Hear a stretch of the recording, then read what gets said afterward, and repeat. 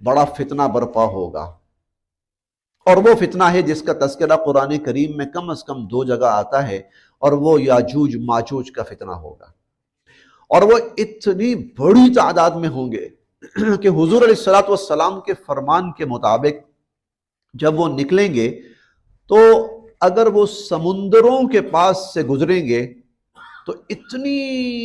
زیادہ تعداد ہوگی ان کی کہ وہ سمندروں کا پانی پی کر اسے خشک کر ڈالیں گے، اور اتنی تعداد میں ہوں گے کہ جن علاقوں اور بستیوں سے گزریں گے تو ان علاقوں اور بستیوں کے اندر جتنے خوراک کے ذخائر ہوں گے وہ سب ختم کر ڈالیں گے،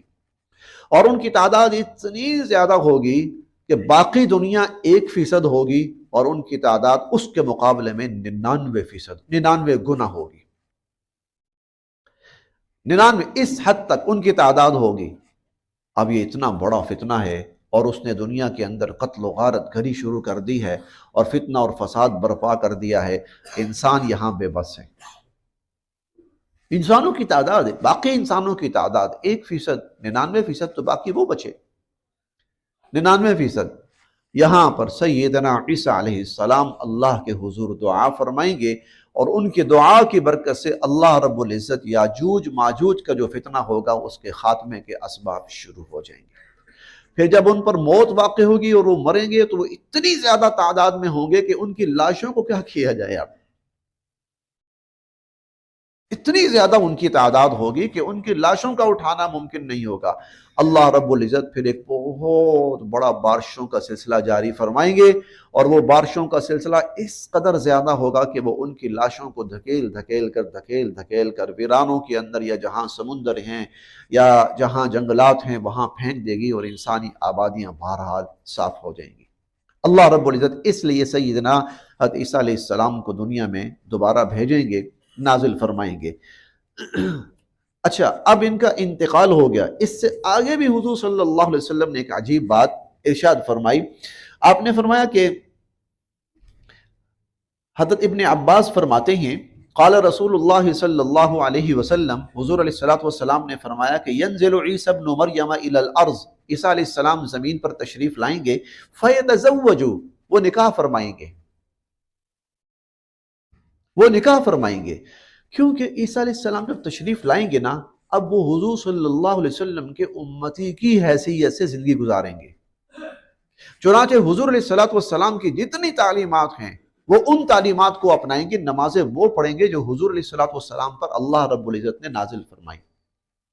اور حضور علیہ السلام کے دین اور آپ کی تعلیمات اور آپ کی شریعت اور آپ کی سنت کا ایک بڑا حصہ ہے ازدواجی زندگی گزارنا، چنانچہ سیدنا عیسیٰ علیہ السلام ازدواجی زندگی گزاریں گے، فیتزوج، وہ نکاح فرمائیں گے، ویولد لہ، اور اللہ رب العزت ان کو اولاد بھی عطا فرمائیں گے، ویولد لہ، صاحب اولاد بھی ہوں گے، عیسیٰ علیہ السلام نکاح بھی فرمائیں گے۔ اسی لیے آج دنیا عیسائیت کے اندر، دنیا عیسائیت کے پاس نکاح کی کوئی سنت نہیں ہے، نکاح کی سنت نہیں ہے دنیا عیسائیت کے پاس۔ کیوں؟ اس لیے کہ ان کے نبی کا نکاح ہوا ہی نہیں تھا، عیسیٰ علیہ السلام کا نکاح ہوا ہی نہیں تھا، اس سے قبل ہی اللہ رب العزت نے ان کو آسمان پر اٹھا لیا تھا۔ اب جب وہ دوبارہ تشریف لائے ہیں فیتزوجوا، وہ نکاح فرمائیں گے، ازدواجی زندگی گزاریں گے، ویولد لہ، اور اللہ رب العزت حضرت عیسیٰ علیہ السلام کو اولاد کی نعمت سے نوازیں گے۔ فرمایا ثم یموت، پھر جب وہ وفات پائیں گے، فَيَدْفَنُ مَعِي فِي قَبْرِي، فَيَدْفَنُ مَعِي فِي قَبْرِي، تو وہ میرے ساتھ، میری قبر میں میرے ساتھ ہی دفن ہوں گے، میری قبر میں میرے ساتھ ہی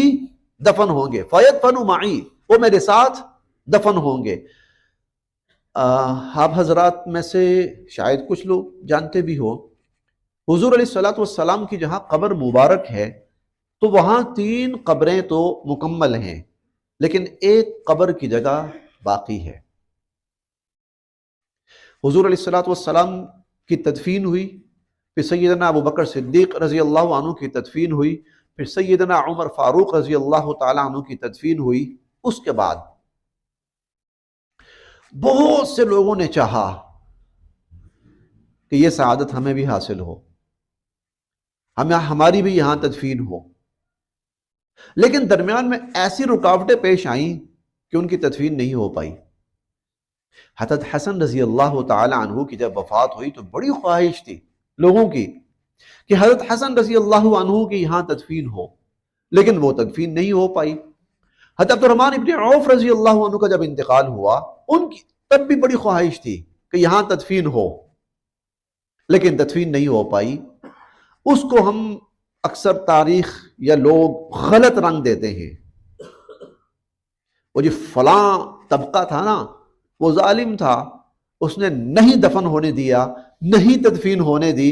لڑوانے کی کوشش کرتے ہیں۔ اصل بات یہ ہے اللہ کے علم میں حضور علیہ الصلوۃ والسلام کے فرمان کے مطابق وہ جگہ تو تھی ہی عیسیٰ علیہ السلام کے لیے، کسی اور کی تدفین ہو ہی کیسی سکتی ہے؟ کسی اور کی تدفین، حضور علیہ الصلوۃ والسلام اپنی حیات مبارکہ میں یہ بات فرما گئے تھے کہ فیدفن معی، وہ جب وفات پا جائیں گے تو میرے ساتھ دفن ہوں گے، فی قبری، میری قبر میں۔ اور میری قبر سے مراد یہ نہیں کہ حضور علیہ الصلوۃ والسلام والی قبر میں، بلکہ اس جگہ میں۔ اور آگے فرمایا کہ فَأَقُومُ أَنَا وَعِيسَى ابْنَ مَرْيَمَ فِي قَبْرٍ وَاحِدٍ بَيْنَ أَبِي بَكْرٍ وَعُمَرٍ، قیامت کے دن میں اور عیسیٰ علیہ السلام ایک قبر سے اٹھائے جائیں گے ابو بکر اور عمر کے درمیان سے، یعنی درمیان میں ابو بکر اور عمر ہوں گے اور سائیڈوں پر ہم قیامت کے دن ہم اس طرح اٹھیں گے اور اٹھائے جائیں گے۔ یہ حضرت عیسیٰ علیہ السلام کے بارے میں حضور علیہ الصلوۃ والسلام فرما رہے ہیں کہ ان کی ازدواجی زندگی بھی ہوگی، پھر وہ وفات بھی پائیں گے، اس کے بعد وہ میرے ساتھ جو قبر میں ایک جگہ باقی ہے وہاں ان کی تدفین ہوگی۔ حضرت عبداللہ بن سلام رضی اللہ عنہ جو پہلے یہودی تھے بعد میں مسلمان ہوئے، وہ کہتے ہیں کہ مکتوب فی التورات صفت محمد و عیسی ابن مریم، کہ تورات کے اندر سیدنا حضرت عیسیٰ علیہ السلام اور رسول اللہ صلی اللہ علیہ وسلم کے بارے میں یہ بات مذکور ہے کہ یدفن معہ، کہ یہ دونوں نبی ساتھ ساتھ دفن ہوں گے، یہ دونوں نبی۔ تو سیدنا حضرت عیسیٰ علیہ السلام کی حیات مبارکہ کا ایک عجیب پہلو یہ بھی ہے کہ وہ آسمان پر اٹھائے گئے اور وہاں بقید حیات موجود ہیں۔ قرب قیامت میں اللہ رب العزت سیدنا حضرت عیسیٰ علیہ السلام کو دوبارہ دنیا کے اندر بھیجیں گے، اور وہ دنیا میں جب تشریف لائیں گے تو اس وقت کفر پوری طرح دنیا کے اوپر غالب ہوگا، چھا چکا ہوگا، اور اس درجے غالب ہوگا اور چھا چکا ہوگا کہ ظاہری اسباب کے درجے میں کفر کا خاتمہ ممکن نظر نہیں آ رہا ہوگا۔ اللہ رب العزت سیدنا عیسیٰ علیہ السلام کو مبعوث فرمائیں گے، ایک بہت طویل جد و جہد فرمائیں گے سیدنا عیسیٰ علیہ السلام، ایک بہت بڑی جنگ اور لڑائی ہوگی، اور ایسی جنگ اور لڑائی کہ جو اس سے پہلے ہوئی اور نہ ہی اس کے بعد ہو پائے گی۔ اس کے بعد اللہ تعالیٰ عیسیٰ علیہ السلام کو فتح عطا فرمائیں گے، مسلمانوں کو فتح عطا فرمائیں گے۔ اس دوران دنیا سے ہر شر کا خاتمہ ہوگا، دجال کا خاتمہ ہوگا، یاجوج ماجوج کا خاتمہ ہوگا، ہر برائی کا خاتمہ ہوگا، اور اللہ کا دین اور امن پوری دنیا پر غالب آئے گا۔ وہ وقت بہت قریب ہے، دعا ہے اللہ پاک اس وقت کی کچھ بہاریں ہمیں بھی دیکھنا نصیب فرمائے۔ وآخر دعوانا ان الحمد للہ رب العالمین۔